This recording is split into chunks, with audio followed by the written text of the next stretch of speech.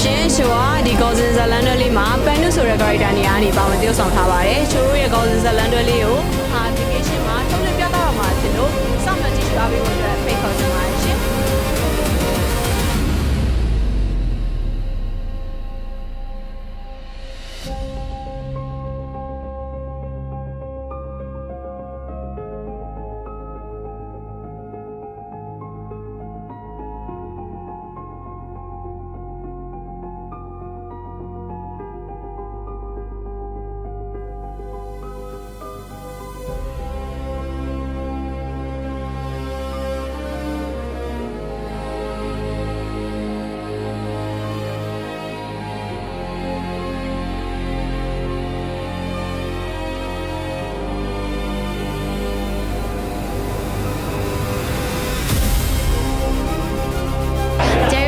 Golden Scene ဆိုရရုပ်သံဇာတ်လမ်းတွေကို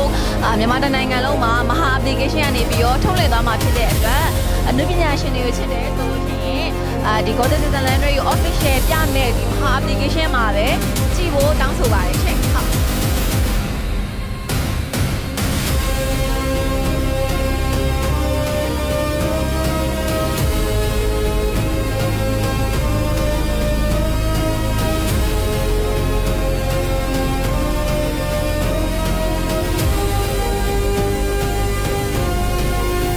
ဟုတ်လို့ခေါ်ပါတယ်ဒီကားထဲမှာယူရခင်ဆိုတဲ့ character လေးကနေပြီးတော့ပါဝင်ပြဆောင်ထားပါတယ်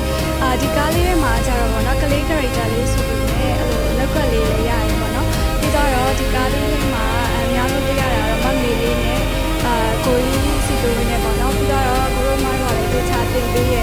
ပြီးတော့ဒီကားလေးထဲမှာအကောင်းဆုံးစူးစမ်းထားပါတယ်ဒီကားလေးထဲမှာအဝါရောင်ကြိုက်တဲ့ကောင်မလေးဆိုတော့အခုလည်းအဝါရောင်လေးပဲဗောနော်